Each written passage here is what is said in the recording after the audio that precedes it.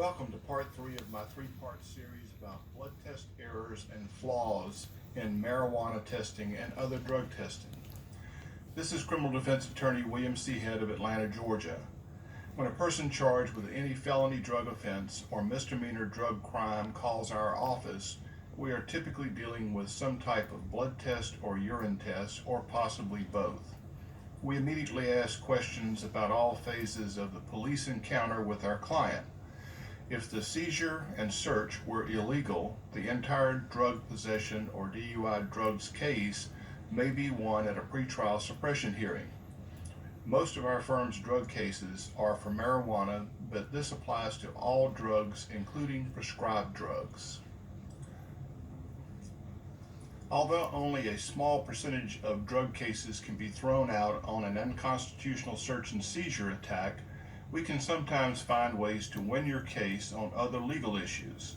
For example, if the officer has pulled you over for speeding and writes up the traffic ticket and delivers the citation to you, he or she cannot detain you any longer without reasonable, objective cause to believe that a crime of some sort is being committed. Never start answering other questions about where you're going, where you've been, or questions about having used drugs or alcohol. Simply ask to be on your way. Nothing else needs to be discussed.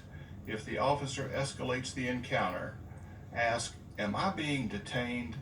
and then ask to be allowed to leave. Never attempt voluntary field sobriety tests. All roadside evaluations and handheld breath tests at the roadway before cuffs are put on your wrists are optional and not required. Officers today are taught to ask a driver questions that seem innocuous, such as, "Are you taking any medications?" If you answer this question, then you may be on your way to jail. All that is required of you beyond proving your legal right to be driving that vehicle, that is registration, proof of insurance, whatever is required by state law, is your name and your current address. No more questions are legally required to be answered by you.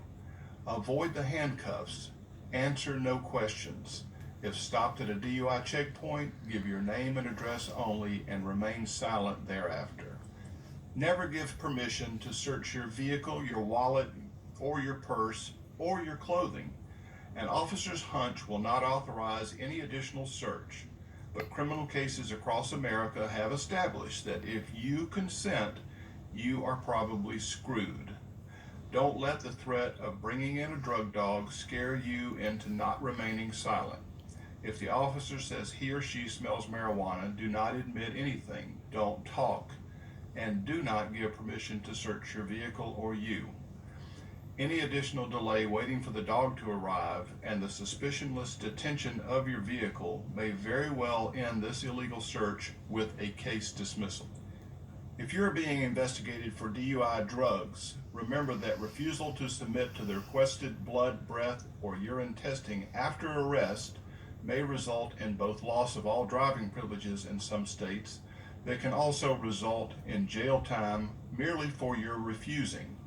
Hawaii recently passed such a law requiring 30 days in jail for an implied consent refusal.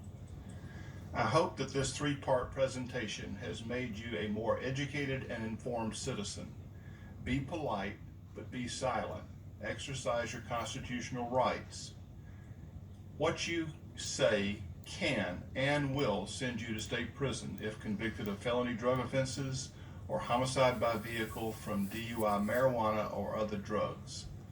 Remember, if you know your legal rights, you have a much better chance of not being convicted of DUI drugs, DUI marijuana, or any other crime, whether it's in a vehicle or from simply by possessing drugs. This is William C. Head of Atlanta, Georgia, thanking you for your time. And this is Chicago True Sleuth on training wheels, telling you people, know your rights. Study your amendments, okay? Know your Constitution. Don't let these bullies bully you. Stay one step ahead of them. Signing off. I'll see you later.